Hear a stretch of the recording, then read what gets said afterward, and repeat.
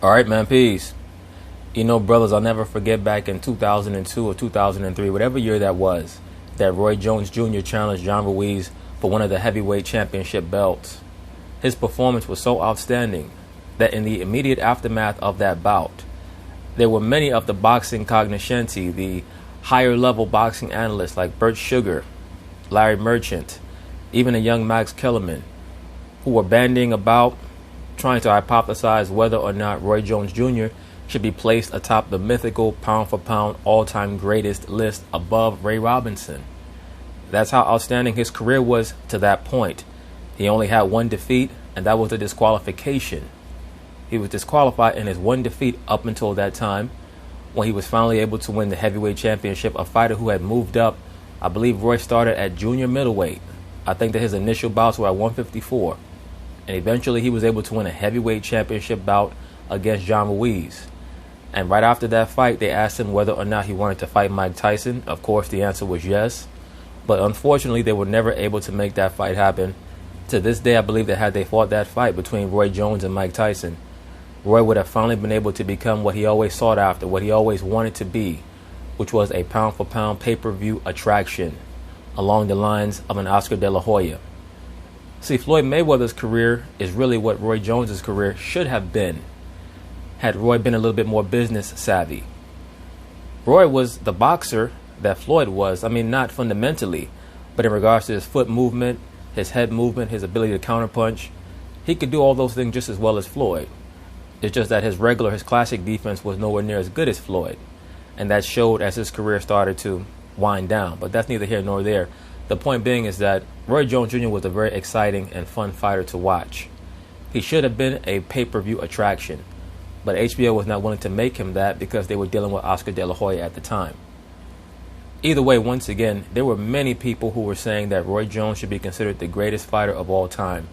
Right after his fight against John Ruiz, he supposedly was going to fight Mike Tyson. It never happened. Roy went on to try to go back down to light heavyweight. He squeaked out a decision against Antonio Tarver. The next fight he loses against Antonio, and his career has never been the same since. And Roy was never held in that same esteem as he was in the direct aftermath of that fight against Ruiz, unfortunately for him. Because I think that Roy is every bit as great as Ray Robinson was. I don't think that either one of those guys are the overall boxer that Floyd Mayweather is or has been. But as a boxer puncher, Roy Jones was every bit the fighter of a Ray Robinson. So that brings us to today. That's why they always say, hey, you know what? Never shut the door because you never know what might come through.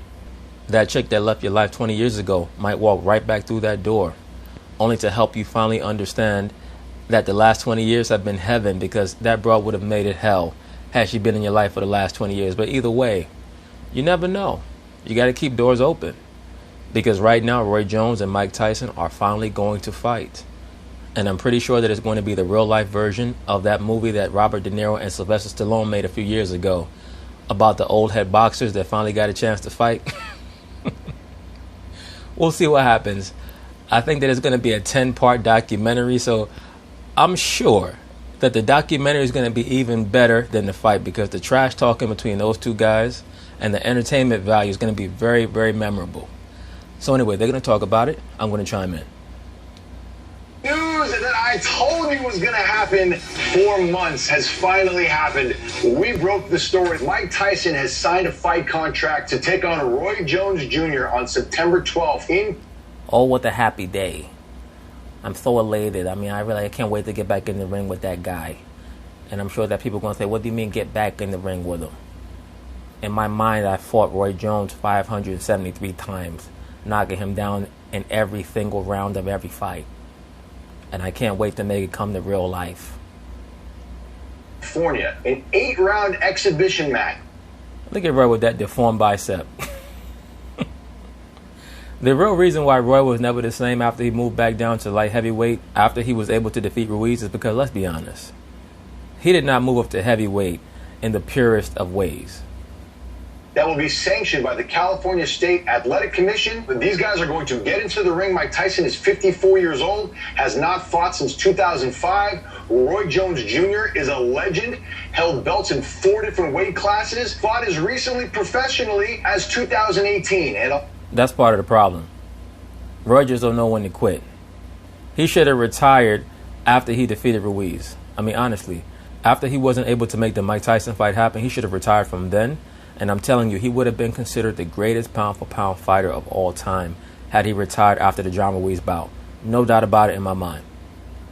Well, forget about this. Roy Jones Jr. at one time was the heavyweight champion of the world. Even though he bounced around weight classes, he was a heavyweight champion. This is going to be awesome. Both guys signed their contract. It's going to be streamed on a social media platform called Triller. It's going to be a massive, massive event. I can't wait for this. I am so excited for this. We have seen these videos of Mike Tyson training for months now, and he has looked so good, but we weren't sure if he was going to come back. And to hear that he's coming back, and it's going to be an 8-round fight against a legend, like you said, in Roy Jones Jr. These are two, boxing gods. Let me say this very quickly, because I've always said that, in my view, Mike Tyson has been a bit overrated due to his outstanding power. Basically, most of his fights in the early to mid-'80s were showcase fights. And when he was put into the ring against better fighters, especially from the late 1980s through the 1990s, we saw that he struggled a bit. I mean, which is expected. When you get into the ring with better competition, you're not going to have the same results, especially when it comes to knockouts. But he is one of the most skilled technical fighters of all time. No doubt about it in my mind. Especially when you learn under Cus D'Amato, whether it's him, Floyd Patterson, Jose Torres. Technically, they're going to be extremely sound and sharp. Against each other in what I think. And in contrast, Roy Jones, he leaves a lot to be desired when it comes to the fundamentals. He's learned how to fight like an animal so much. By his own testimony, he learned how to fight from watching roosters and other animals around the farm. So his fighting style is very raw. Of course, he's mastered the basics, but sometimes when you get too caught up in your own style, you start to slack with the fundamentals. And that's hurt Roy as his career has advanced, especially once he got past 35 years old. This is going to be one of the biggest sporting events of the entire year. I am so pumped up. Yeah, I'm the same. And what I like is Triller. That's different. And you see a... And let me also say this. The coronavirus presents a prime opportunity for boxing and also mixed martial arts to fill in some of the space, some of the gaps that are going to be left by football, college football, and baseball. 3 sports that I believe are going to have stoppages due to COVID-19 at some point in their seasons. We'll see, but either way, this is a very, very important moment for boxing. And if they can take advantage of it, it's going to be great for the sport. Different things happening. Honestly, I think the quarantine has changed the way everything moves. So when you know there's not going to be fans, when you know that you're already dealing with a different circumstance. Oh man, imagine that. Roy Jones and Mike Tyson fighting with no fans so you can hear the shit talking. Come here, big boy. I got something for you. Yeah, come over here. Let's see. Let's see what you got. Pensacola. We staying up tonight. And that's just going to be round 1. By round 3, Mike going to be, okay, Roy, please. I'm tired. I'm old. Please just come here so I can put you to sleep. I'm tired. I go to a different app and do something different. So I'm here for the whole package. Like everything they did about it, I'm here for all of it. Yeah, and the other thing is they're going to be fighting with no fans because of the COVID pandemic. There's going to be no... Yes, you just said that, dude. It's at a location in Southern California. No fans in the arena, though. It's going to be live streamed out. They're going to be shooting a 10-episode docuseries going into the fight, which will also drop leading up to the fight. I mean, they're really exploiting the heck out of it. That shit is going to be hilarious. I hope that it's full length, meaning each episode at least a half hour. Hopefully an hour. I will eat that shit up. Just seeing Mike Tyson and Roy Jones talk shit about each other for 10 episodes will be hilarious enough for me. As they should. There's tremendous interest in this. We spoke with Mike Tyson. He was on TMZ Live, and we asked him straight up. Mike is always either in his car or trying to get to his car. It never fails. Okay, so you guys finally tracked me down. At least you let me get to my car. Going to be a real deal, you guys are going to try to kill each other fight, or is this going to be more of like a goofball exhibition where you guys just kind of toy around with each other for 8 rounds? And this is what Mike Tyson said. You go ahead and ask Mike Tyson a stupid-ass question like that. Is it going to be a goofball exhibition? What do you mean a goofball exhibition? Boxing as a sport has been around for 3,000 years. Are you saying that I would sully the reputation of boxing in any way? Going back to the ancient Greeks, the Romans, the people of Egypt, they were boxing. That's an insult to me. You know, I wish that this interview was in person and not over Zoom, so I could punch you in your testicles.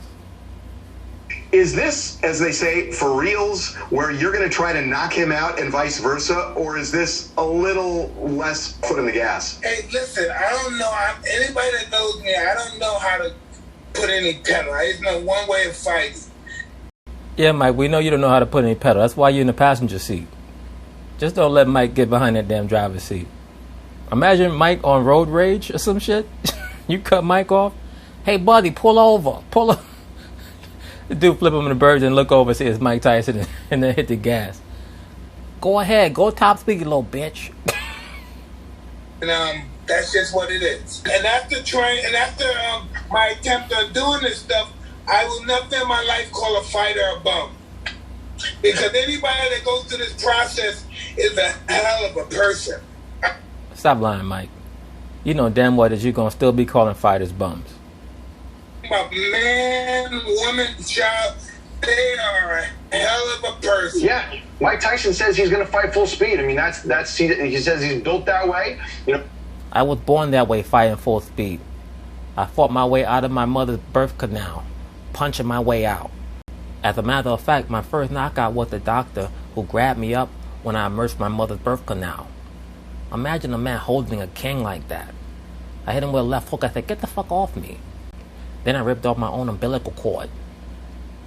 Giving other interviews, and he says, look, when you sign a fight contract, there's an unwritten rule that, like, you are acknowledging that you could die in the ring, and this is no different. So he's taking this seriously, like this is a real deal, full force fight. You have to, though. If you're a boxer...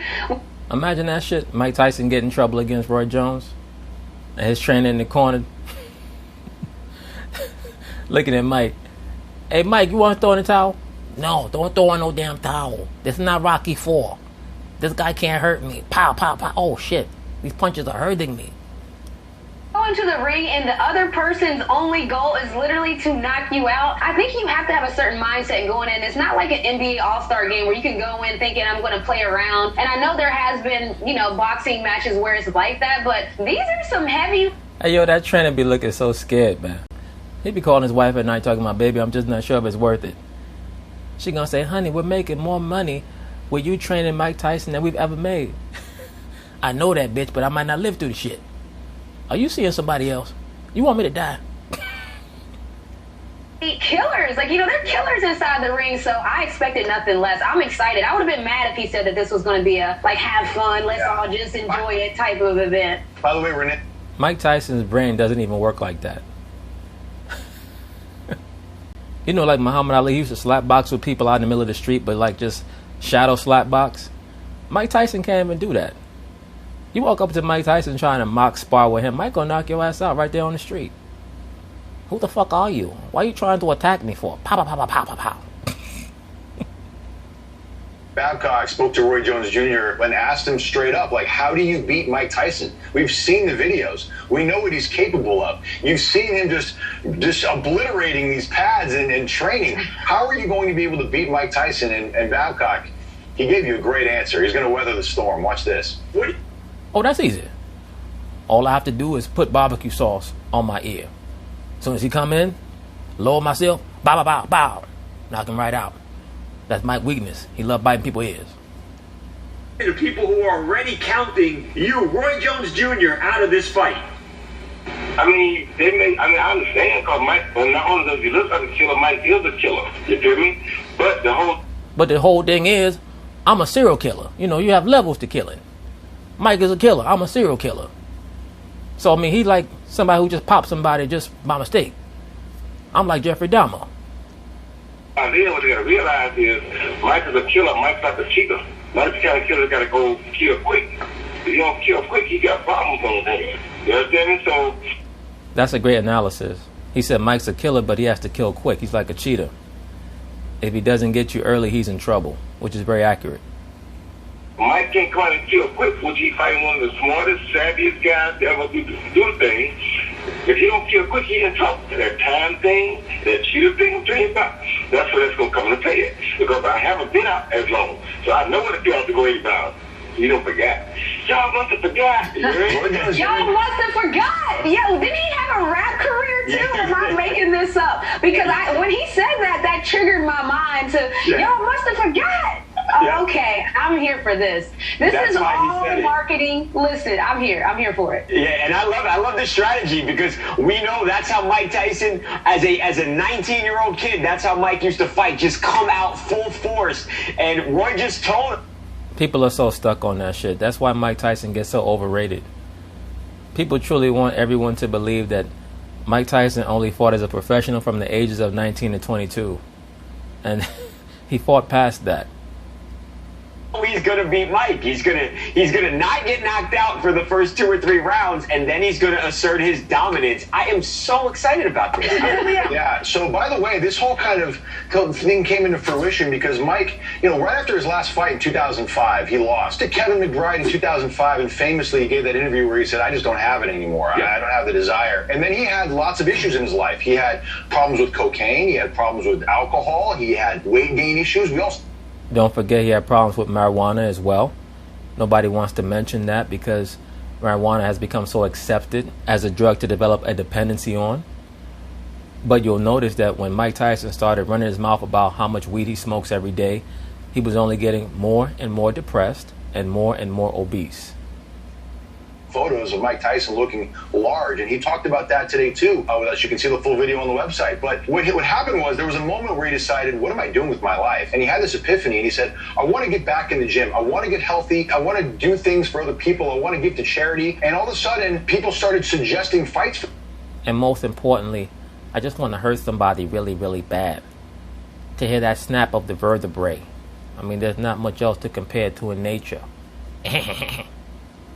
Why don't you do like an exhibition fight with Bob Sapp, who's a big, strong guy? And Tyson said, okay, I'll train. And then that led to something else. And then eventually the deal was made between Mike and Roy Jones Jr. But he says, look, this is marking a complete change of lifestyle for me, where I went from this very unhealthy, lost soul to now I'm focused again, and boxing has helped me get back to me. And I think that's great. He looks like he's in great shape. He seems very happy. I don't know if he's going to be able to beat a guy like Roy Jones.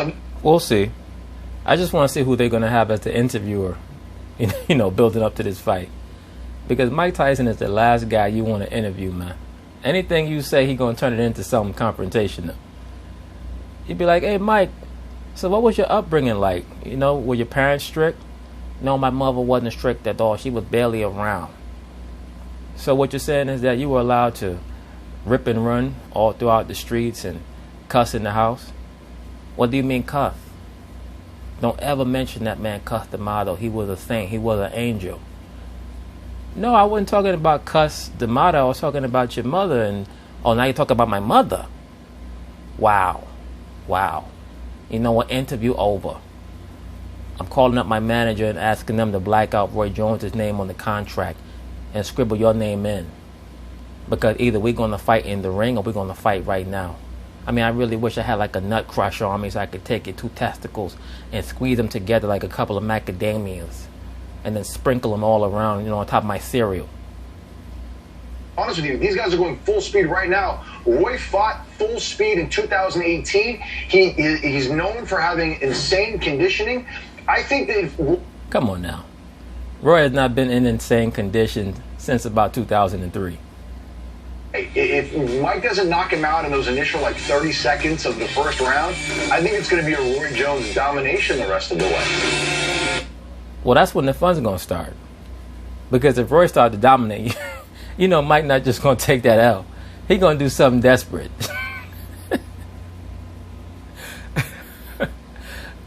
The announcer going to be like, it's round 2, and Mike Tyson looks dead tired. He looks extremely fatigued. Wow, now Mike Tyson's gone on all fours onto the canvas barking like a dog. What's going on? Oh my goodness, he's trying to bite Roy Jones in the cup. Can we please call this fight off? But anyway, that's basically it on that. We'll see how the fight goes. Peace.